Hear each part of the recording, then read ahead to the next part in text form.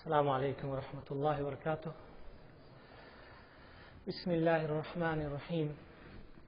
الحمد لله رب العالمين، وأفضل الصلاة وأتم التسليم على سيدنا محمد وعلى آله وصحبه أجمعين.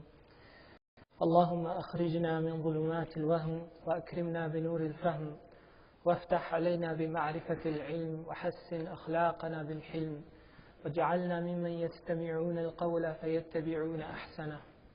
وصل اللهم وسلم وبارك على سيدنا محمد وعلى آله وصحبه أجمعين. Welcome, brothers and sisters, to tonight's program, inshallah. I ask Allah Azza wa Jal to bless this gathering. I ask Allah Azza wa Jal to purify our intentions. I ask Allah Azza wa Jal to teach us something beneficial and help us benefit from what He teaches us. Ameen Ya Rabbil Alameen. Inshallah, as it was announced earlier, that tonight we're starting a 5-part series on the title is Hajj, the sacred journey, as we are in the month of Dhul Qa'dah, and these are the months of Hajj. And tonight's topic is going to be Hajj, history of the Kaaba. History of the Kaaba. The intent here is not to speak to those people who are planning to go to Hajj this year only. Inshallah, if there are people who are planning to go to Hajj, inshallah, they will also benefit from this. But even those of us who are not going to Hajj this year, inshallah, I hope that we'll find this very beneficial. I hope that this series will renew a longing to go to Mecca and Medina inside all of us, inshallah. And when Allah Azza wa Jal gives us that opportunity to go, I hope that what we learn in this series will help us have a more special experience, a more memorable experience, a more fulfilling experience, inshallah ta'ala. So that's the intent, that's the goal, inshallah. Like I said, today we will talk about the history of the Kaaba. And the first thing that I would like to talk about is the Kaaba, as you know, is the most recognizable symbol of Islam in the world. Even non-Muslims recognize Mecca and Kaaba. In fact, the word Mecca has become an icon. You know, when you want to say the best place in something, they say the Mecca of this, right? And the most iconic figure in Mecca is the Kaaba. So let's talk a little bit about the Kaaba tonight, inshallah. The first question is, who built the Kaaba? And a lot of our scholars, many of our ulama, have believed that the first person who built the Kaaba is not Ibrahim alayhi salam, but actually Adam alayhi salam. There are others who say, no, Ibrahim was the first one who built the Kaaba. But there are other ulama who say actually the first one who laid down the foundations of the Kaaba was Adam alayhi salam. This is the opinion of Ibn al-Jawzi rahimahullah and Ibn Hajar al-Asqalani, and in more recent times the famous scholar Sheikh Muhammad al-Amin al-Shanqiti rahimahullah ta'ala, and many others as well. And they have many proofs from the Quran as well as the Sunnah to support their view.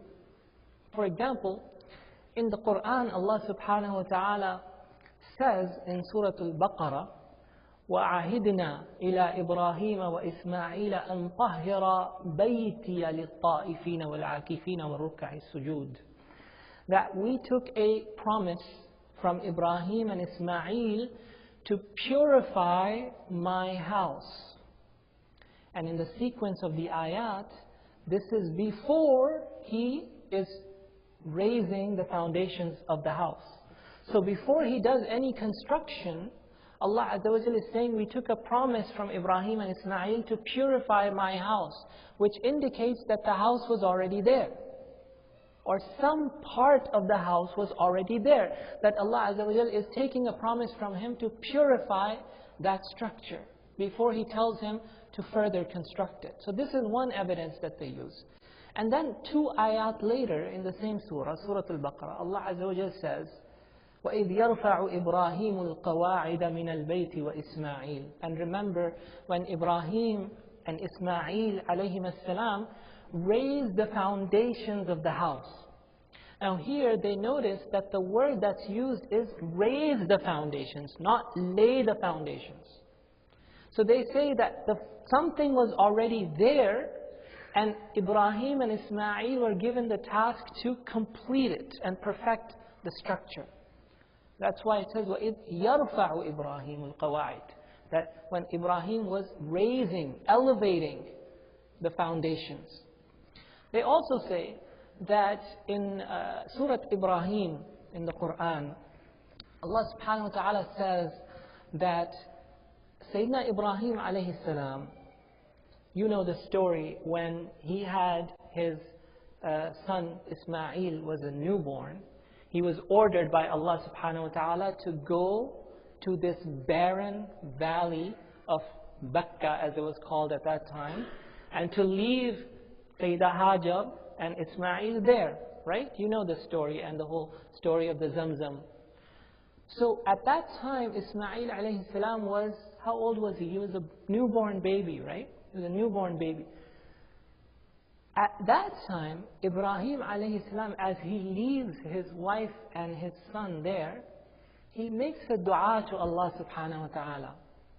And in the dua he says, my Lord, our Lord, I have settled my offspring in an uncultivated valley عند بيتك المحرم, next to your sacred house. But Ibrahim and Ismail have not built the house yet. So what house is he talking about? There must have been something that already existed there. And that's what he's referring to. And that thing, they say, was built by Sayyidina Adam alayhi salam.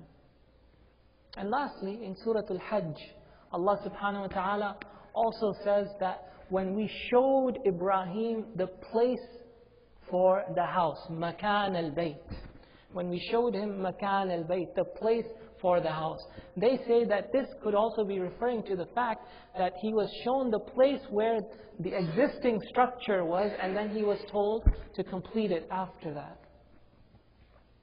So this is from the Quran, and this is why, like I said, many of the ulama have held this belief.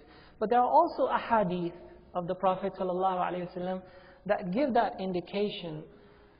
Some of them are weak, some of them are not weak, but they are not clear.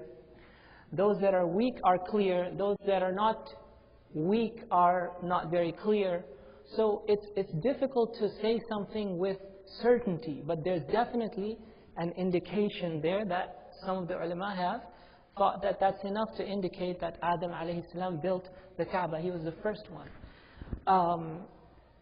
It is also mentioned in some of the ahadith that when Adam alayhi salam built that structure, whatever structure he built, he made tawaf around it.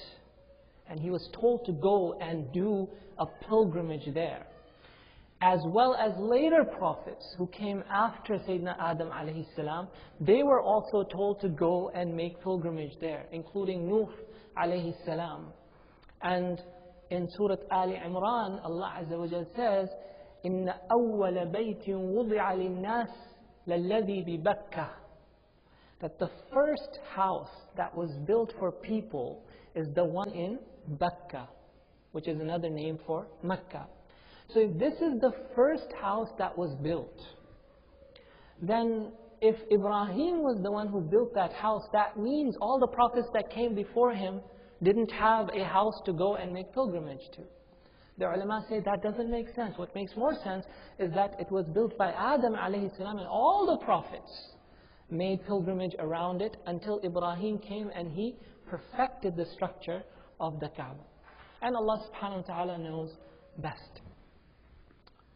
Now, this is a diagram that shows the current dimensions of the Kaaba as it exists today. If you look at it from the top, this is the dimensions of the Kaaba. You have on the left side, the top corner, that's called the Yemeni corner. Then the bottom corner, that's where the Hajar al-Aswad is, the black stone. Then the bottom right corner, that's called the Iraqi corner. And the top right corner, that's called the Shami corner. Okay? So sometimes the bottom two corners are also called Al-Ruknan Al-Iraqiyan. And the top two corners are sometimes called Al-Ruknan Al-Shamiyan. The two Shami corners and the two Iraqi corners. North is southeast in this diagram, okay? As the arrow shows here.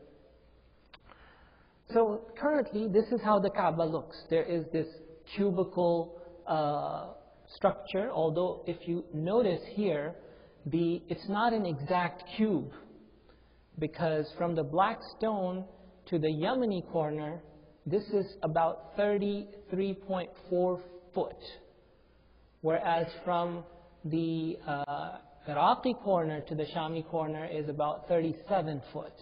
Okay, so this side is a little bit longer than this side. So it's not an exact cube, but it is cubical in structure. Also, they're not equal. This length and this length and this length and this length, they're not equal. But it's a cubical structure. And then you have this area that's called the Hatim, as you know. This area that's called the Hatim or the Hijr Ismail. Okay, and this is a semicircular region. Okay, so this is roughly the way that the Kaaba is today. But this is not how the Kaaba looked like when Sayyidina Ibrahim built it. When Sayyidina Ibrahim built the Kaaba with his son Ismail, it looked something like this.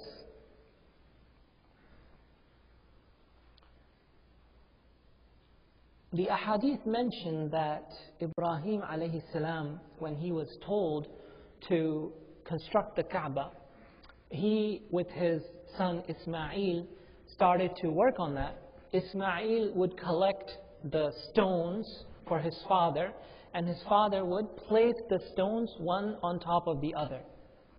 And as the house grew higher, Ibrahim alayhi salam was not able to reach the top layer. As you can see here, the height is about 14.8 feet that Ibrahim alayhi salam built. So he could not have completed the 14.8 feet standing on the ground. And at that point, the hadith indicate that Jibreel alayhi salam brought a stone from Jannah. And that stone is what we call now Maqam Ibrahim, the station of Ibrahim. It's a stone from Jannah. It's a stone from Jannah. It was brought by Jibreel alayhi salam. And Ibrahim then stood on that stone, and that stone miraculously became soft. It became soft, and it left an imprint of the feet of Ibrahim alayhi salam in it, that are there until today, as we will see inshaAllah ta'ala if we have time. Now, Jibreel alayhi salam brought that stone, and Ibrahim alayhi salam stood on that stone, and the stone levitated in the air and helped to lift up Ibrahim alayhi salam so that he could complete the top layers of the Kaaba. So this Maqam Ibrahim, that's why Allah Azza wa Jal says, فِيهِ آيَاتٌ بَيِّنَاتٌ مَقَامُ Ibrahim. That in this house, around this house, there are many miracles of Allah, many signs of Allah, and then He mentions Maqam Ibrahim. Because the Maqam itself is a miraculous creation of Allah Azza wa Jal, and it has many miracles in it. And we'll talk more about that a little bit later, inshaAllah ta'ala. So this is how Ibrahim alayhi salam completed the structure. As you can tell here, this structure looks very different from the structure of the Kaaba that we have today. The Kaaba that we have today is cubical, but this is not cubical, this is rectangular. The sides are longer. There's also no semicircular region, the hatim. You also notice here that there is no roof. The Kaaba had no roof. And you also notice here that there are two doors, not one door. And the doors are attached to the ground. Whereas today's Kaaba, the door is very high. In fact, it's so high that if you were to raise up your hands, you could barely reach the bottom of the door. You have to have a ladder to go up and enter the door. So these are some of the differences that we find between the Kaaba that was built by Sayyidina Ibrahim alayhi salam and the Kaaba that exists today. So it was a very simple, modest structure that was built by Sayyidina Ibrahim alayhi salam, and it was approximately 14.8 feet high. Then the Kaaba was not rebuilt until the era of Quraysh. Until the era of Quraysh, a little bit before the birth, a little bit before the prophethood of Rasulullah sallallahu alaihi wasallam. When he was a young man, that's when the Kaaba was reconstructed for the first time, or renovated for the first time, since the time that Ibrahim alayhi salam had left it. There is another opinion of the historians that it was rebuilt one more time in between by the Amaliqah and Jurhum, which was an early Arab tribe. But Allah subhanahu wa ta'ala knows best about that. What we know about with certain is the reconstruction of Quraysh. And when the Quraysh reconstructed the Kaaba, it was reconstructed 18 years before the Hijrah. 18 years before the Hijrah. So approximately 5 years before Rasulullah sallallahu alaihi wasallam became a prophet. What happened? Why was it rebuilt? Well, it was struck by fire and flood. There was an accidental fire that occurred around the Kaaba that burnt parts of it, and there was a flood that caused the structure to become weak. And then after that, another incident happened where a woman accidentally dropped charcoal on the curtain of the Kaaba. And the Kaaba used to be constructed partially from wood. So it was very weakened by the fire. And then when another flood came, it caused the Kaaba to fall. It collapsed. Not completely, but it was not standing anymore. And then the Quraysh knew that they have to now rebuild the Kaaba. And to make that long story short, as you know, the Prophet ﷺ himself participated in the reconstruction of the Kaaba. He used to carry rocks on his back with his uncle Abbas radiallahu ta'ala anhu. And he was the one who placed the black stone in its place after there was a dispute about that. But this is how the Quraysh built the Kaaba, which is different from the way that Ibrahim alayhi salam had built it. Now what's different about it, number one, is that, as you can see, this side is shorter. Okay? It's no longer a rectangle. So today, for example, Ibrahim alayhi salam had built it 53 feet long, but this is only 43 feet long. Okay, why did they do that? Why didn't they complete the length? The answer is because they ran out of money to buy the raw materials that were needed for the foundation of the Kaaba. Okay? So the foundational material was different from the walls. The walls are made from rocks. But the foundational materials needed raw material that needed to be purchased. And that was not available in Mecca. They had to go out, they had to purchase it from outside. And it costed money. Because Mecca, there was no wood in Mecca. There's no trees in Mecca. They would have to go out of town to buy wood. And they had made an agreement that they are only going to use money that is 100% halal to build the Kaaba. So they ran out of halal money because they had this practice of riba, and they knew that it's not halal, but they had this practice. So for the purposes of building the Kaaba, they said, we're not going to use any riba money. They were not going to use any money from prostitution. We're not going to use any stolen money. So once they put these conditions, because they wanted to make sure that they build the Kaaba with pure money, subhanAllah, even the Quraysh at the time of Jahiliyyah had at least this much understanding that the house of Allah should only be built with halal money. Okay? But because they put this condition there, they ran out of money to complete the structure. And so the result was that they shortened the length of the Kaaba and built this semicircular wall of rocks around it to indicate that the part inside of it is also part of the original Kaaba. Okay? So it was a shorter length of the Kaaba, but as I don't know if you can notice here, that they raised the height. The Kaaba became from 14 point something feet to almost 30 feet high. Now, why do you think they raised the height of the Kaaba? Why do you think they raised the height of the Kaaba? To fit more things inside, no? No, not flooding. No. To venerate the Kaaba. To venerate the Kaaba. If it's a holy site, it needs to be bigger. When you treat something with respect, you elevate it, right?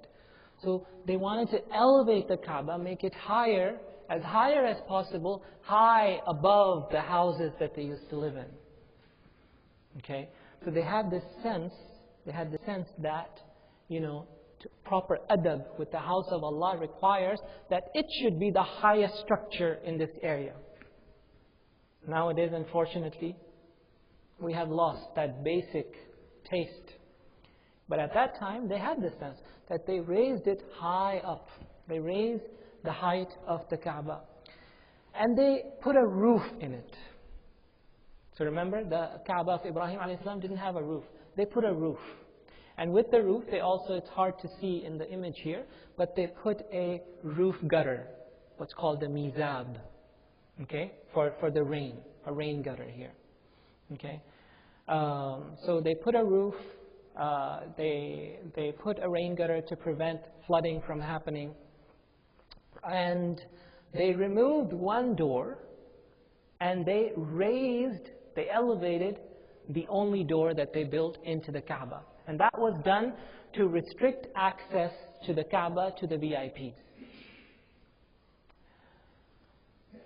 They put a lock on that door, and they added this hatim, like I said. So this was the Kaaba that was built by the Quraysh before Rasulullah sallallahu alaihi wasallam became a prophet. And this is how the Kaaba continued until the Prophet sallallahu alaihi wasallam passed away. This is how it was. So when he conquered Mecca, this is how it was. And then, when Mecca accepted Islam, this is how it was. And then the Prophet ﷺ passed away, this is how it was. And then during the time of Sayyidina Abu Bakr as-Siddiq, and Sayyidina Umar ibn al-Khattab, and Sayyidina Uthman ibn Affan, and Sayyidina Ali ibn Abi Talib, this is how it was.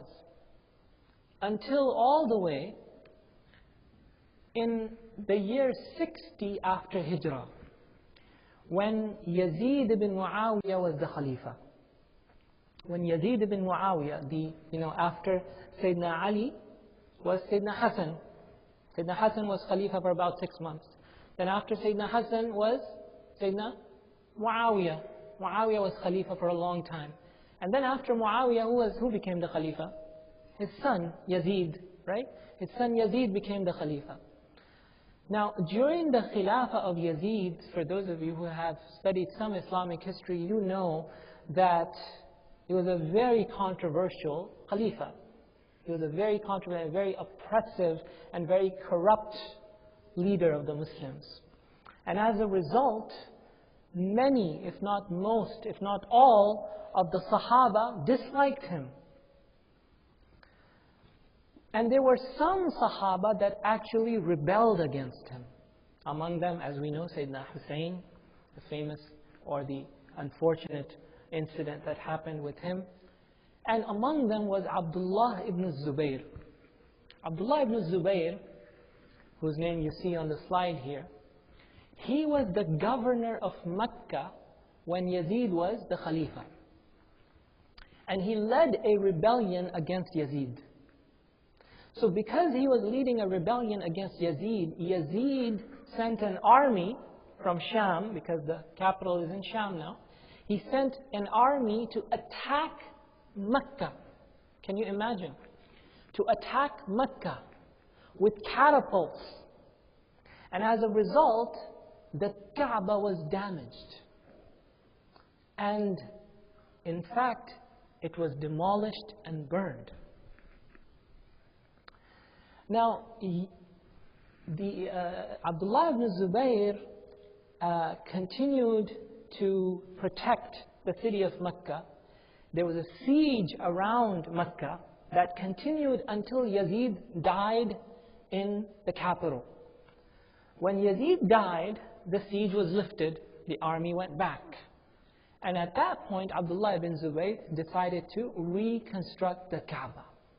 Now, when he reconstructs the Kaaba, he wants to do something different. Because he has heard a hadith of the Prophet ﷺ from his aunt. Who was the aunt of Abdullah ibn Zubayr? Aisha radiallahu ta'ala anha. Abdullah is the son of who? Don't say Zubayr, it's already on the screen. Abdullah is the son of Zubayr and Asma. And Asma is the sister of Aisha radiallahu anha. And Aisha is the wife of Rasulullah sallallahu alayhi wa sallam. So Abdullah ibn Zubayr is the nephew of Sayyida Aisha radiallahu anha. So he has heard many hadith from his aunt. Many hadith that maybe other people have not heard yet. Right? So, because he's his mahram, he can go see her whenever he wants. Right? So he had heard a hadith from Sayyida Aisha radiallahu anha that she told him that Rasulullah sallallahu alayhi wa sallam, after he had conquered Mecca, before he passed away, he had once said in privacy to his wife Aisha radiallahu anha that if your people were not so new to Islam, I would have rebuilt the Kaaba upon Ibrahim's original foundations. In other words, he said that I want to do that, but I'm afraid that the people are so new to Islam, they won't be able to handle that I am changing the Kaaba. They won't be able to handle that. Some of them might even apostate, because Islam is so new. So he expressed that desire, and then he passed away, sallallahu alayhi wa sallam.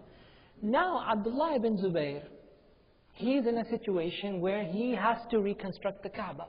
So he wanted to reconstruct it as the Prophet ﷺ had wanted to do, like it was originally done by Ibrahim alayhi salam. So he consulted other companions. Abdullah ibn Abbas told him, don't do that. His advice was, don't do that. But he consulted other people and he prayed istikhara for 3 days. And after 3 days, he decided that he was going to do it. Okay, so there was ikhtilaf between two companions, which shows that it's okay to have disagreements. Even the companions disagreed. Not everything can be found in the Quran and Sunnah. Sometimes there can be disagreements, even among the Sahaba there were disagreements. So there was a disagreement between Abdullah ibn Zubayr and Abdullah ibn Abbas. And Abdullah ibn Zubayr decided to go ahead and do what was the wish of the Prophet ﷺ. So he said, I have the means to do it, and I'm not afraid of anyone, so I'm going to do it. So what did he do? He erected a tent around the Kaaba to conceal the construction. And people in the meantime would perform tawaf around the tent. And inside the tent, he began to reconstruct the Kaaba until it was complete. And then he lifted the tent. And this is how the Kaaba of Abdullah ibn Zubayr looked like. Okay, so what did he do? He extended the length and removed the hatim. He also raised the height. He raised the height even more, again to venerate and revere the Kaaba. He added a second door and he lowered the doors. Okay, so he lowered this door, he added a second door in the back, and he left the roof and he left the rain gutter to prevent the flooding. So he made it upon the foundations of Ibrahim alayhi salam. But that did not last very long. Because a few years later, Abdul Malik ibn Marwan, when he was the Khalifa, he sent Hajjaj ibn Yusuf to go and again attack Abdullah ibn Zubayr because he was continuing to rebel. In fact, he had declared a Khilafah there in Mecca. And there were now two Khalifas, one in Mecca, one in Sham. So Abdul Malik ibn Marwan sent Hajjaj to fight Abdullah ibn Zubayr and his people, and Abdullah ibn Zubayr could not stand against the army of Hajjaj, and as a result, Abdullah ibn Zubayr was killed. When Hajjaj ibn Yusuf won the battle, he entered Mecca. And when he entered Mecca, he was shocked to see that the Kaaba has changed. So he sent a message to the Khalifa in Sham, saying that, do you know what Abdullah did? Abdullah changed the Kaaba. So Abdul Malik ibn Marwan, not knowing the details, he became furious. How can someone change the Kaaba? He became furious and he sent an order that it be reconstructed the way it was.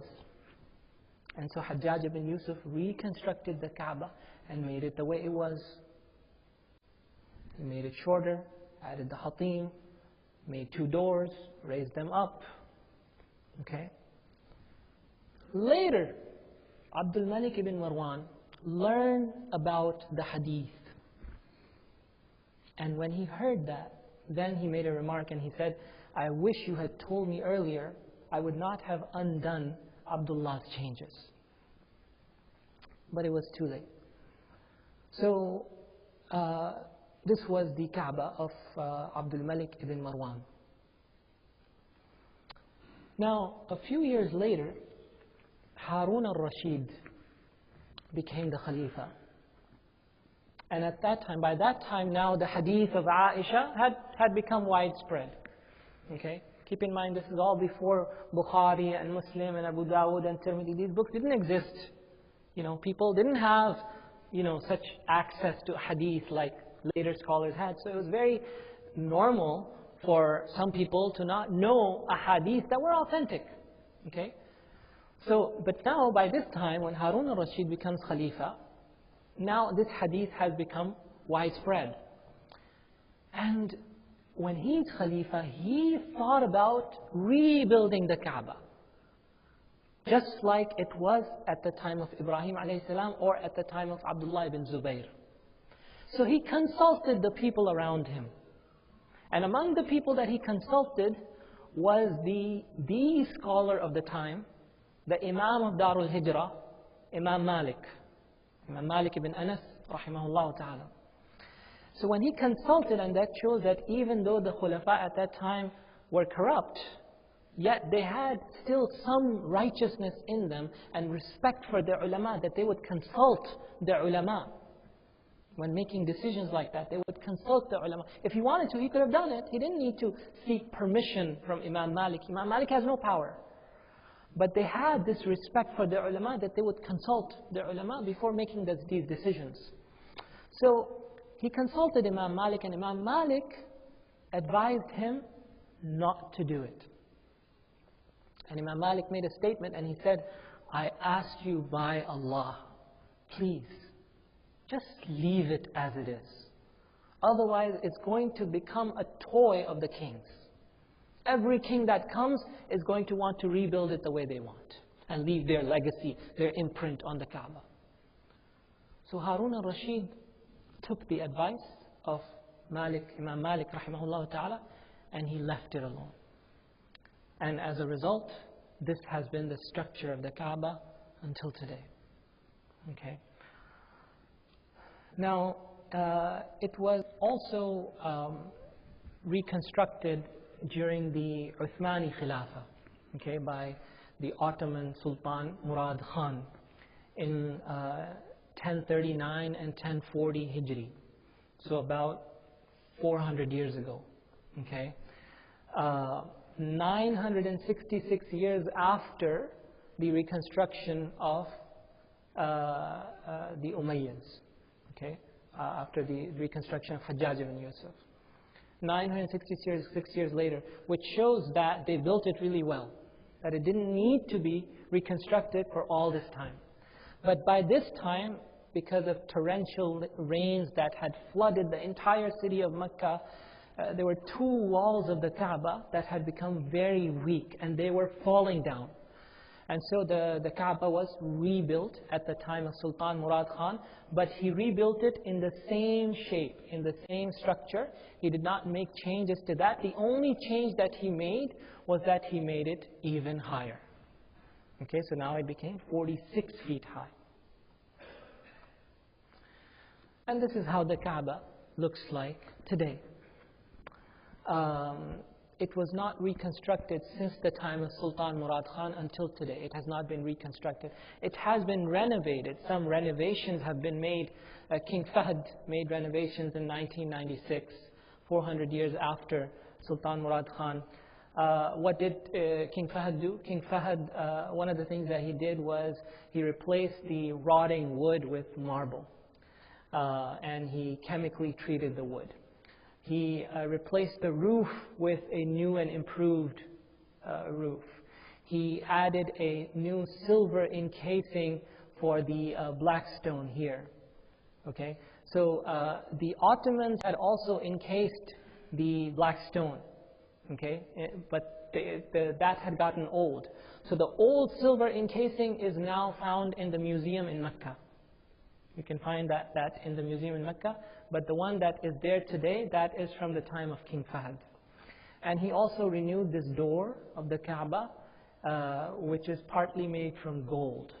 Okay, the old door that was there from the time of the Ottomans, that's also in the museum. Okay, you can also find that in the museum, and you can find pictures online for that. So now let's talk about the black stone. It's related that when Sayyidina Adam alayhi salam descended to this earth,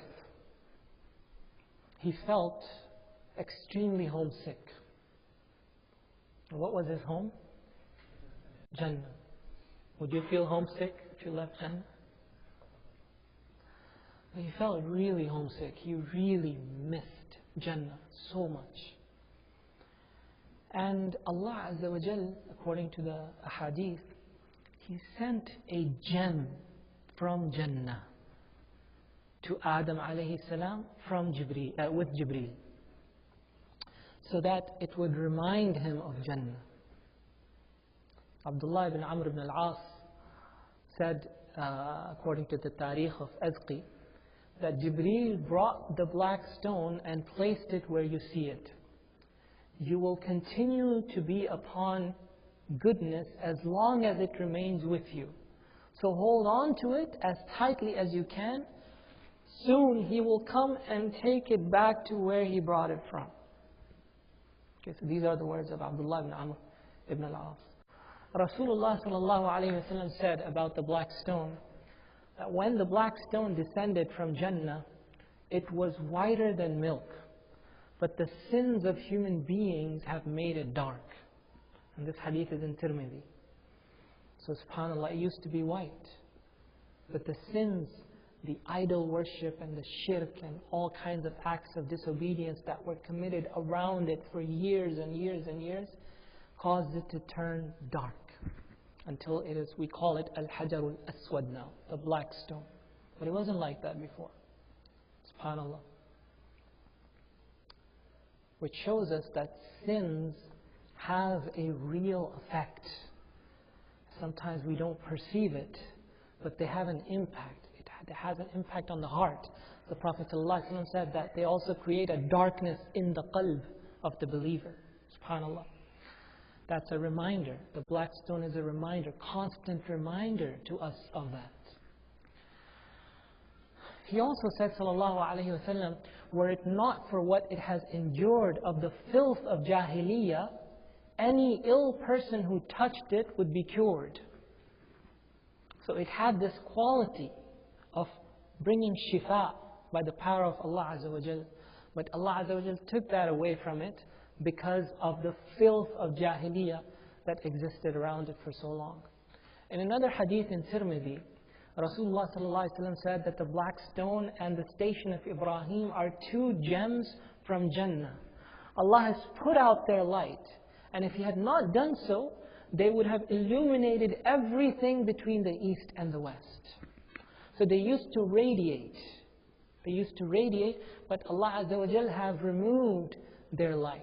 And the ulama say that the wisdom behind that, to remove the light of these stones, is because He doesn't want us to see anything of Jannah in its original form until we enter Jannah.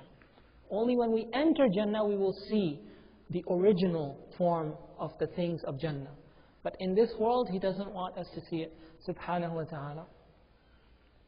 This is how Al-Hajar al-Aswad looks like today, as all of you I'm sure have seen in pictures at least.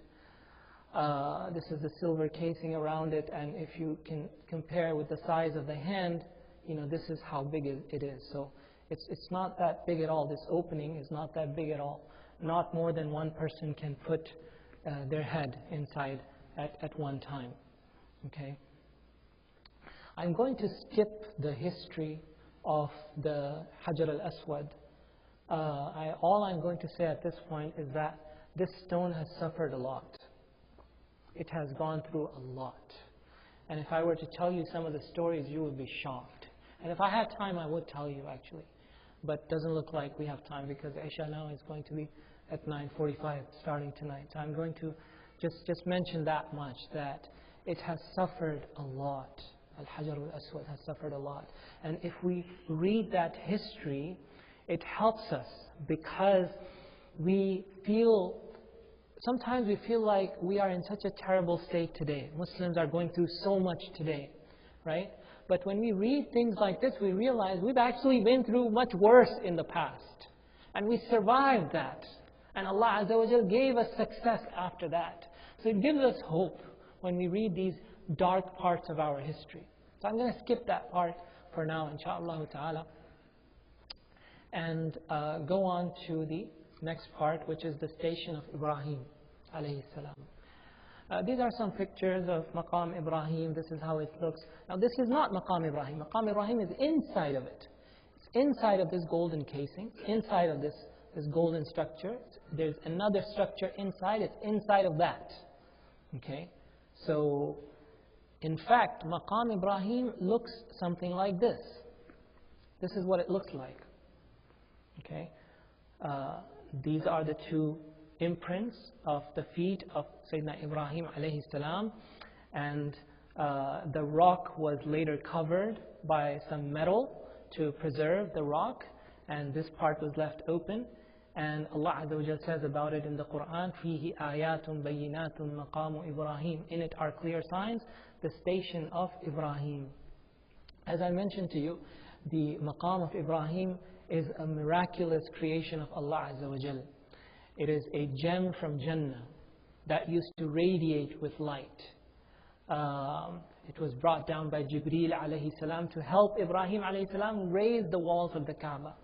And I already mentioned to you the miracle of it being suspended in the air as Ibrahim alayhi salam was constructing the Kaaba. After he finished constructing the Kaaba, Ibrahim alayhi salam stood here and made the call for Hajj, because Allah Azza wa Jal told him to call people for Hajj. So he made that call, standing there. It's the response to that call that people every year go for Hajj in multitudes. So he was standing on this stone when he made that call. The other miracle, as I also mentioned to you, was that it became soft. The rock became soft as Ibrahim a.s. was standing there, and it caused his feet to sink down up to his ankles, which left an imprint of his feet in the stone. And the toes and the heels of his feet could be seen by the companions. We have texts from Anas ibn Malik radiallahu ta'ala anhu, who says, and it's recorded by Ibn Kathir in his tafsir, that people from the time of the Sahaba had seen the toes and the heels. But what happened was, because of people constantly wiping over it, it removed the outline of the feet. And it became like it is today, like this. Now these footprints are about 3.5 inches deep. One of them is 3.5 inches deep, the other one is 3.9 inches deep. And they are 10.6 inches long. Okay, so the shoe size of Ibrahim alayhi salam was not humongous. Okay, the size is 10.6 inches long. And Allah Azza wa Jal protected Maqam Ibrahim. Even though the Hajar al-Aswad suffered a lot, the Maqam Ibrahim was protected by Allah subhanahu wa ta'ala throughout history. Now I only have 5 minutes left until Isha, so I'm just going to wrap up, inshaAllah. One more thing about Maqam Ibrahim is that it used to be right here. Maqam Ibrahim used to be here. But Sayyidina Umar ibn al-Khattab, he moved it out here. And the reason why he moved it out here was because this place would become crowded during tawaf. And so he removed it outside of the tawaf region so that people would do tawaf here and then pray here. Because, as you know, it is sunnah or wajib, depending on which school of thought you follow. It's sunnah or wajib to pray 2 rak'ah at the Maqam Ibrahim after performing tawaf, right? So people would pray here, and that would disrupt the tawaf. So he moved it out here. But that was when the number of Muslims was smaller, and so people would do tawaf here. Now it's in the middle of tawaf again.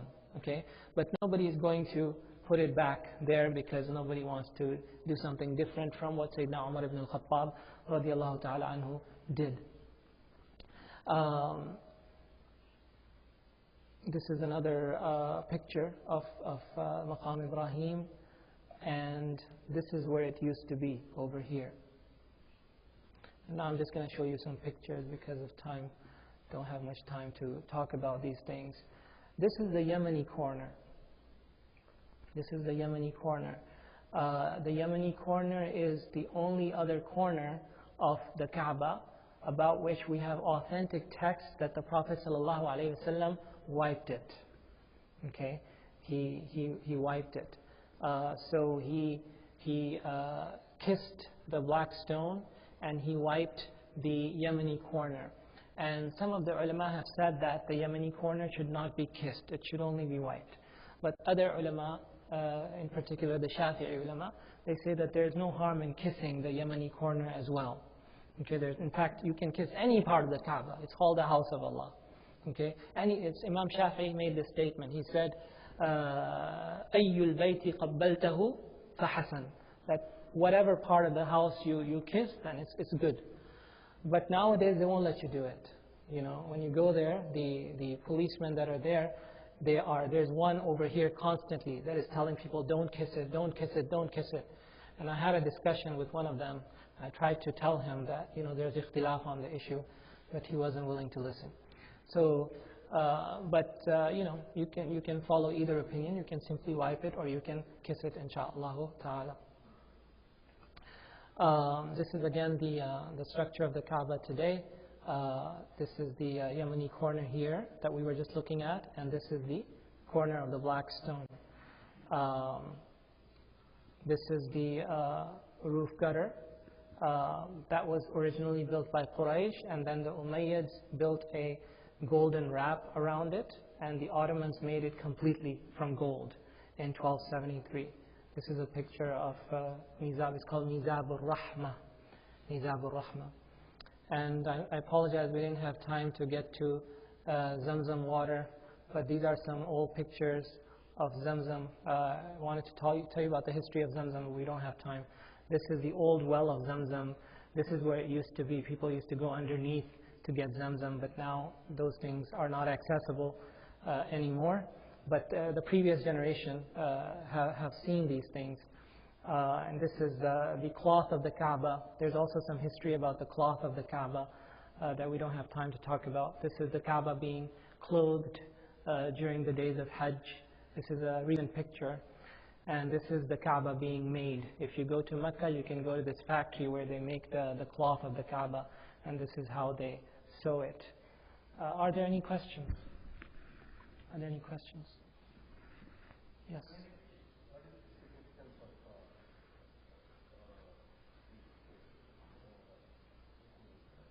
Al-Rukn al-Yamani. Al-Rukn al-Yamani. The significance of Al-Rukn al-Yamani, if we go back here, the Yemeni corner and the Blackstone corner, these are the only two corners that are upon the foundations of Ibrahim alayhi salam. These two corners are not the corners of Ibrahim alayhi salam, because remember the corners of Ibrahim alayhi salam were over here. So because these are the original corners of the Kaaba, Rasulullah sallallahu alaihi wasallam treated them specially. And this Yemeni corner has one virtue, which is that it is the corner of Ibrahim alayhi salam. The Blackstone corner has two virtues. The fact that it is the corner from the time of Ibrahim alayhi salam, and the second virtue is that it has the Blackstone. Okay. Was there another question? Yeah.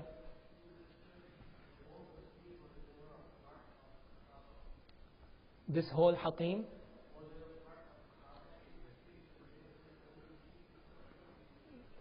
That's correct. That's correct. The whole Hatim is not part of the original Kaaba. The whole Hatim is not. It's only up to about here. And if you look at the whole measurements, you will see.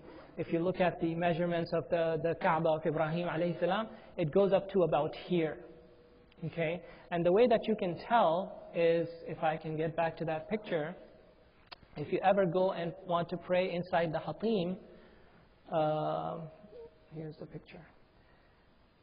This doesn't really show it, but this wall of the Hatim, it starts out as being straight, and then it starts to curve. So the part until where it's straight, that's where the original Kaaba was. So if you pray back here, you're not praying inside the Kaaba. You have to pray up here. Okay, many people don't know that. So when you go there, try to pray up here. Don't pray back here, because this is the part that is inside the original Kaaba. So inshallah we're going to stop here because of time. Jazakumullahu khairan. Subhanak Allahumma wa bihamdik. Ashhadu an la ilaha illa ant. Astaghfiruka wa natubu ilayk. Next week inshallah we'll talk about the spirit of Hajj. Jazakumullahu khairan.